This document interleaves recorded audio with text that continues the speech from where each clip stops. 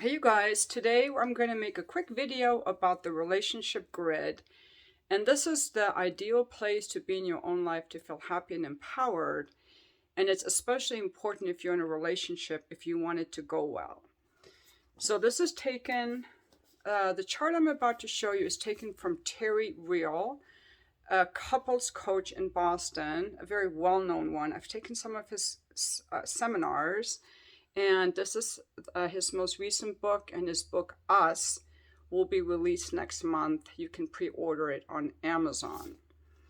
So he came up with this chart. It's a lot of based on the work of Pia Melody and boundaries. And he also talks a lot about Esther Perel. He's friends with her also. This is the relationship chart. I know there's a lot on there, so let me just put it up for a moment and let you review it.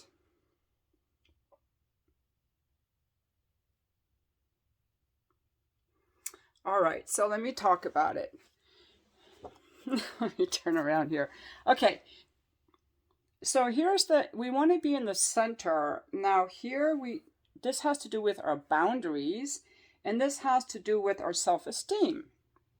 All right, so people who are boundary-less, they don't have good boundaries. They're love-dependent.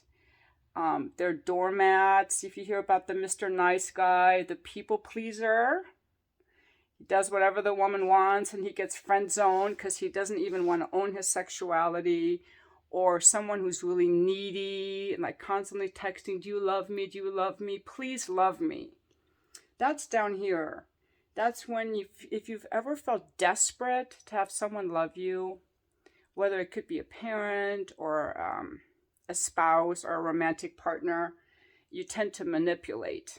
Okay, you don't have any boundaries and you don't have self-esteem because you're in this quadrant. Okay, if you are boundaryless and are grandiose, you're going to be controlling or angry. This is like where I would put like guys who are narcissists, abusive men.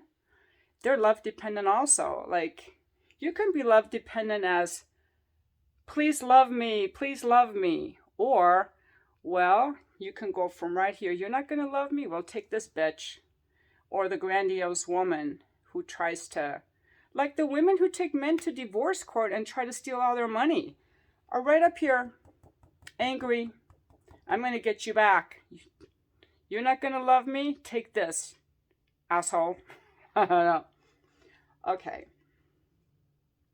The idea is to kind of see where you are so you can get yourself back in center. And there are a lot of techniques to help you get back in center. But I think it's first really important to understand this concept of boundaries and self-esteem, and that we're responsible for our boundaries and our self-esteem. Every relationship that you're in, you're responsible for how it's going. If you're not happy in your relationship, you're responsible. It's not your spouse's fault. You know, there are a lot of women who try to control their children, and when the children are gone, they'll control their husband. Well, that's only possible if he's down here. No boundaries. If you're down here, you're not getting fucked. No woman wants to fuck a loser. Loser, loser, loser.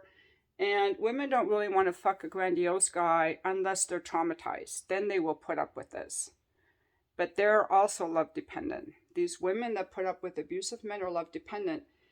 So usually you have like a walled off, you have a latent and a blatant. The blatant is the one that's like got more power, more negative power, and the latent is the one that puts up with it.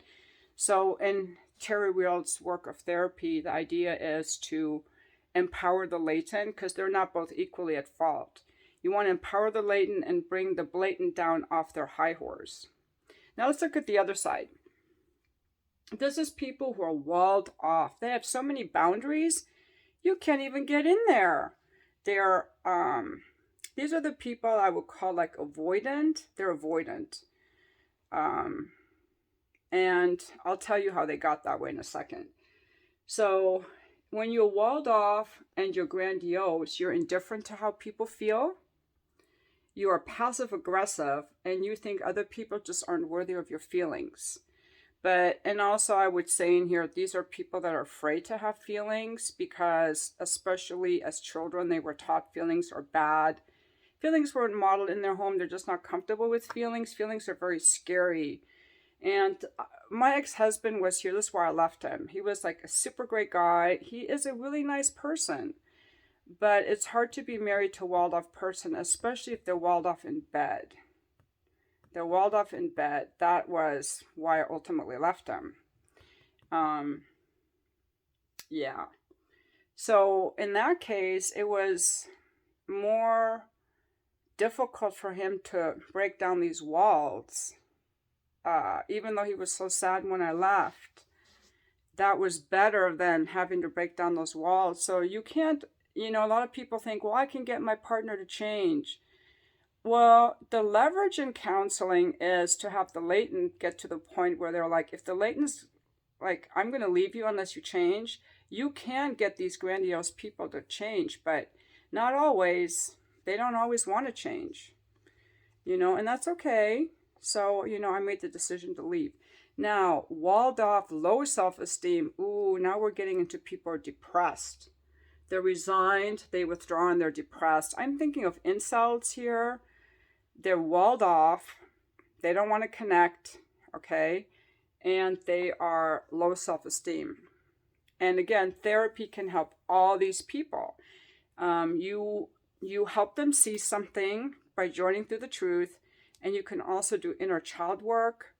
You know, talking to people, helping them see, breaking through their patterns and moving them off their position is what you want to do in a way that you ally with the client, but confront them. And so it takes really good therapy. And that's why I really like Terry Real's therapy work, because he challenges people and he takes sides. But if you do it in a way that people get defensive, they won't listen. You have to join them through the truth. And then they're like, oh my God, this guy gets me. You know, kind of wake people up. The idea of boundaries is to be protected, yet connected. And so, you know, it's a tricky thing to kind of find that place. So the invitation is for you to be like, where am I not happy and where am I allowing people to walk on me? So for all of you guys who are doormats, where are you allowing people to walk on you?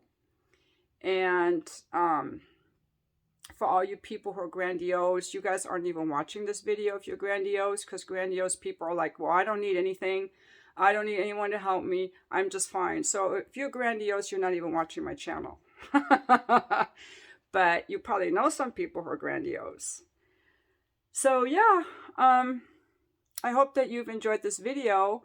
And, you know, I'm a voracious reader. I mean, some of the books I'm reading, here's my book that I wrote. Here's the book from Terry Real. And then there's something else I wanted to show you guys. Hold on. This is something that I came up with when I started my coaching business years ago. I'll still take coaching clients. I'm also getting really interested in activism. And I don't know yet where that's going to lead me. I'm just kind of like tiptoeing into something to stand against some things that I'll only be able to talk about on Rumble. So be sure to check out my Rumble channel.